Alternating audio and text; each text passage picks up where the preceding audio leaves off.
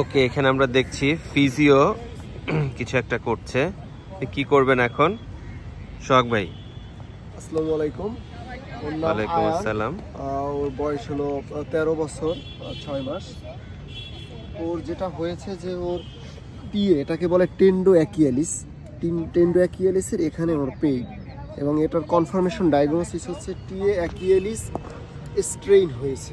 ওকে, তো এখন স্ট্রেইন এটা একটা হিলিং প্রসেস, এটা একটা সময় সাপেক্ষ ব্যাপার। বাট ওর যেহেতু খেলা চলে এসেছে, ওকে এটাকে কম্প্রোমাইজ করে তারপরে হচ্ছে খেলাতে হবে।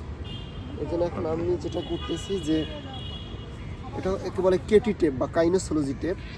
এই টেপ দিয়ে আমি ওকে একটা এক্সট্রা সাপোর্ট দিব যাতে ওর পেইনটা কম হয় এবং ও যাতে কমফোর্টেবলি খেলতে পারে। তুমি একটু এরকম রাখো, মানে ডরসিফ্লেকশন করে রাখছে। তারপরে হচ্ছে আমি করে নিচ্ছে এটাকে রেস্ট দিতেছি। নো খেলবে, বাট ওর এই ওর ইনজুরিতে তুলনামূলক এটা কম পড়বে, পেইনটা কম ফিল করবে।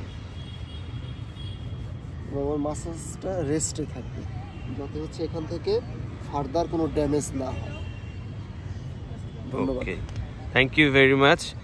দেখো, তোমরা আন্ডার 14 এসে কিন্তু ফিজিও পাচ্ছ, আমরা কিন্তু আন্ডার 14 ফিজিও পাইনি। সেই দিক থেকে তোমরা বেশ lucky. And thanks to cricket board, যে ক্রিকেট বোর্ড রুট লেভেলেও এই অ্যারেঞ্জমেন্টগুলো করছে। Thank you very much. Jasim sir, আপনি কিছু বলতে চান? Thank you.